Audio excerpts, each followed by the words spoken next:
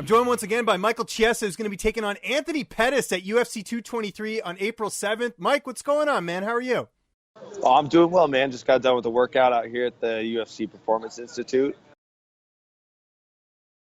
That's awesome out here, man. It's, I've spent some time out here in Vegas training with John Wood for the Trinaldo fight, for the Jim Miller fight.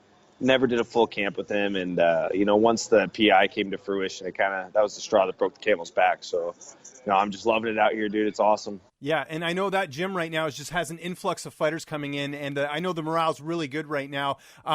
What's sort of been the difference that you've noticed since being there this time as opposed to before? Well, the difference also obviously is I've evolved as well, so I've gotten better as a fighter. So, I can work more with the skill set that John tries to build with me. It's easier to build on it now because I've grown as a fighter. And, there's just, like you said, there's just like the morale is great for the gym. They got awesome guys. Andrew Sanchez, who's another tough winner, Jesse Jess, Eric Spicely, a lot of tough guys, a lot of tough up-and-comers too. My teammate Austin Arnett, who fights in the UFC, he's out here with me as well. Sam Cecilia will be out here next week. So, Syndicate has their awesome team, but I'm bringing the varsity lineup from back home as well. So it's a perfect mix. That's great, man. How long have you been out in Vegas? I got here about 2.5 weeks ago. So I'm doing 7 weeks out here. But I showed up here in shape. So it's not like I was coming off the couch, coming out here getting my butt kicked. I built a good base before I left and came out here. So camp's going great, man. Awesome. And I know being in Vegas has its perks. I saw you were at the WWE the other night, your first WWE event. How did that get all set up, and how cool was that? I knew DC was out here, and so I linked up with him to just kind of hang out, and he's out here filming Tough, so I just went and hung out with him for a day, and he was just like, hey, you want to go to WWE? And I was like, yeah, for sure, it sounds fun. I had no idea Ronda was going to be signing her contract that night. So I was kind of just like, had no idea what was going on. Just sounded fun. I always have a good time hanging out with DC. So as we're like walking into the arena, he's just like, oh yeah, dude, it's going to be so cool when Ronda comes out. I was like, whoa, what? You know what I mean? And I didn't realize it was that. And it was awesome, dude. It's like she had her own little UFC section. She had obviously Travis Brown and like her team of people with her. And then we were in that same section, me, DC, Kane, DC's coaching staff were tough. So it's like, it was awesome, dude. Like, I guess people that were watching the pay-per-view kept saying, like, when she got on the mic, it was kind of like the crowd was a little bit iffy, kind of cheering, kind of booing. But she had, like, a Ronda Rousey section that's just, like, chanting, like, Ronda Rousey. And, like, every time on the pay-per-view, it kept snapping over to us and, like, showing us cheering for her. So it was fun, dude. And it was, it was cool to support her in her new venture in her career. She's a pioneer of the sport. And, I feel like I was a small part of her new chapter. Just like I feel like I was a small part of it, being there and being somebody that got to throw on a rowdy Ronda Rousey shirt and cheer for her from the crowd. The only thing I needed was a couple beers, but I was in camp, so I couldn't get as rowdy as I wanted to. No pun intended. Were you a big pro wrestling fan growing up at all? Yeah, actually, what kid's not a WWF wrestling, WWE wrestling fan at some point in childhood? But actually my mom, when she was pregnant with me, she worked at a sports bar at the stadium in Denver. And, so she got to work with a lot of pro wrestlers and stuff. And the rumor is Hulk Hogan blessed her with 24 powder blue roses when I was born because she was pregnant with a boy. So, I think that I was a fan of WWF, WWE until the Attitude Era ended. Once the Attitude Era ended, I was kind of out of it, Same thing happened to me, man. I was a big, like, Rock, Stone Cold Steve Austin, Mankind. Those were my guys back in the day, and then I sort of fell off the wagon. So it sounds like you had a similar experience. Dude, I think that era, my favorite match, King of the Ring, 98, Undertaker versus Mankind. Oh, of course, we fell off, or jumped off. Yeah. Oh, amazing. That was sick, dude. Yeah. Is pro wrestling something you'd ever consider doing after MMA's done? Because, you got the personality and everything like that. You got the beard. I think you got kind of an interesting look for that. I'd maybe do a cameo. I'd have to put some weight on, though. I'm a little scrawny. Those guys are pretty jacked, dude. I was sitting cage side and seeing, like, Roman Reigns and John Cena. I was like, dude. Like the smallest guy in that, there's like they did like a total elimination tournament thing, and like the smallest guy in there was probably like 220. So I was like, right. Like, man, it would be kind of fun. I'd come up with some sweet ass special move, some sweet chin music or something. Would you be a babyface or a heel? Would you be like a guy that the crowd likes or a guy that's people are booing? I'd probably go. I'm good at talking shit, but I'd probably go for like the good guy role. You know what I mean? Like, Yeah. I don't know. I like the heel would be fun, but I think I'd try to be a good guy. If not, screw it. I'll just throw caution to the wind, just pull a Chael Sonnen and just get everybody all rallied up. All right, we got to talk fighting at some point in this interview. We haven't Yeah. seen you in a while. It's been quite a minute since you last fought in June of last year against Kevin Lee. That was a controversial fight. One of the things I wanted to ask you was there any talk after the fight from referee Mario Yamasaki about the call and all that stuff? Because it was, again, you didn't verbally tap or anything like that. No, Mario kind of like an ostrich just fucking buried his head in the sand. He had nothing to say to me. I had a lot of things to say to him, and I was saying them right to him. I just remember when the fight was over, he was just standing there looking at the big Jumbotron screen at the arena, just kept looking at the stoppage as the crowd was just booing the freaking place's doors off. And, I was kind of talking shit to him, and he wouldn't even look in my direction, dude. And you know what? It's unfortunate that things happen for me, but, I'm selfless. And being selfless means that who cares about my fight? The fact that he shouldn't be the reason he shouldn't be officiating revolves around the Shevchenko fight. Like for an official to be in, his job is to protect the fighters. That's the referee's number one job. It's not to enforce the rules. It's to protect the fighters, to protect them from themselves sometimes.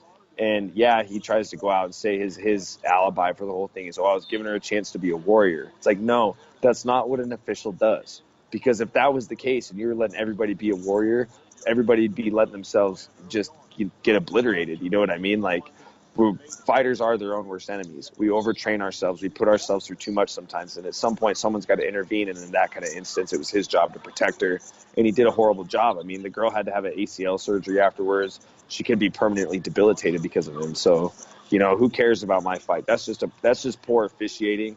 You know what I mean? But this is something much more than that. And I hope I never see the guy in there with our careers and our lives in his hands. I hope he's done. Fair enough. And I mentioned the layoff there. What's sort of been the reason why you haven't been in the cage for that long? Has it just been injuries, or you just needed the right fight? What's sort of the main reason? Well, first it was injuries. I had, I obviously don't want to say too much, but I had an injury kind of going into the fight. Really didn't play an effect on if I won or lost. You know what I mean? You're always going to go limping into a fight. We're always injured going into it, with whether it's small or it's something major. There's always something. But so obviously I needed some time off, and in that kind of instance, I was just kind of pissed off with the sport. You know what I mean? I was just like kind of between the lows on fight and this fight. I was like, it's just like, I just was like needed to just take a break. But that didn't mean I wasn't training though. And then once I got back in the swing of things, I had to take about 8 weeks off. Once I got back in the swing of things, it was just a matter of getting the right fight. You know what I mean? And I got the right one. This is the perfect fight for me. I'm super excited. Yeah, I was going to ask you about that. Taking on Anthony Pettis, a former UFC champion. How do you feel like you match up against him? Some people feel like he might have lost a step. What are your thoughts on that? Anthony, for people to say he's lost a step, or people that just don't pay much attention to the sport, it's easy to write a guy off when he's gotten a couple losses. But, I mean, you got to look at who he's fought. Yeah. Fought Dustin Poirier, Rafael dos Anjos. He's fought Murders Row. You know what I mean? Max Holloway, exactly. So it's like, okay, you're writing a guy off that's taking L's against the best guys in the world. Like you can't write him off yet. You know what I mean? But I think I match up very, very good against him. I feel like I match up very good at everybody in the division. So I'm just looking forward to putting my skills to the test against my first former world champion. That's excellent. How is you mentioned training camp a little bit there. As far as training partners, who are some of the lighter guys you're working with at Syndicate? Because when you think of Syndicate, you think of the heavier guys. Well, like I said, I brought Austin Arnett out with me. He's super stud. He could be a comparable 55, but he's a big 45, kind of like Anthony.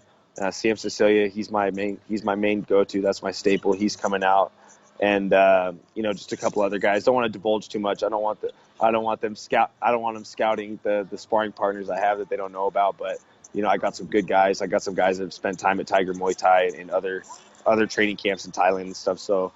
And here's the thing, though, is the stand-up department is not Anthony's shining thing. Everybody, because of the one Showtime kick and some of the cool things he's done, everybody's like, how are you going to handle the stand-up? It's like, no, have you watched the guy's guard? The guy is sick from his back. You know what I mean? And obviously my game plan is going to be to put him there. So, I have more than just good stand-up partners. I got good jiu-jitsu guys coming in too. So it's everything's coming together.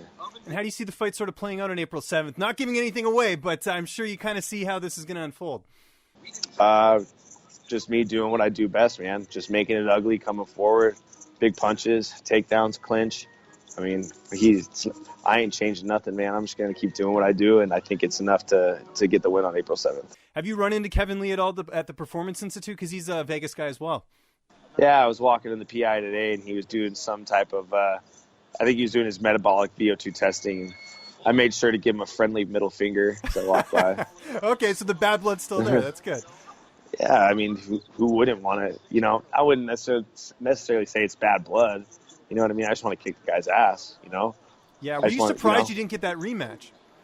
No. The UFC, I mean, it's not very often that we see immediate rematches, you know what I mean? And in one of these instances, it's like the lightweight division's backed up enough. There's got to be movement. So I think that, you know, I don't blame him for not immediately making the rematch, but, you know, our trajectories, we'll see if they meet again. And, you know, I'm all about a rematch. I mean, if it was up to me, optimally, I beat Pettis, he beats Barboza. I'd love to rematch him in July, International Fight Week. So we'll just see how things play out. You didn't think we were going to do this interview without talking about some Seattle Seahawks football, man. That's one thing you and I share. Are you optimistic this season? What's sort of the mindset heading into 2018 season? You know, Seahawks are always a dangerous team. I think they're going to bring they always have a lot of weapons, and I think that we're going to have another good season. Hopefully better than the last, obviously. The one thing I want to say, though, is I love seeing Russell Wilson in a Yankees jersey. I'm a Yankees fan, so I love so your two loves came together. That's awesome. Yeah, dude, I've seen him out there in that Yankees jersey. Like, dude, I got to get one of my own. I think he's number 27 or something like that, so yeah, I got to get one. You got to go find one in Brooklyn. I'm sure they probably custom make one for you or something. That'd be perfect. There you go. You got it all figured out. All right, Michael, I really appreciate the time, man. I know you got other interviews. Just remind people where they can find you on social media, and if you got any sponsors or shout-outs, the floor is yours, man. Yeah, definitely check me on social media at MikeMav22 for all my Instagram, Twitter, Facebook, everything. I want a big shout-out to Onnit, who's always been a big supporter of mine the last few years, Nike Wrestling, my amazing manager, Daniel Rubenstein, the best in the business. I just want to tell my mom I love her, as I always do, and as well as my wonderful girlfriend, Kelsey Berger. Love you both. Two most amazing women ever. And, yeah, that's it.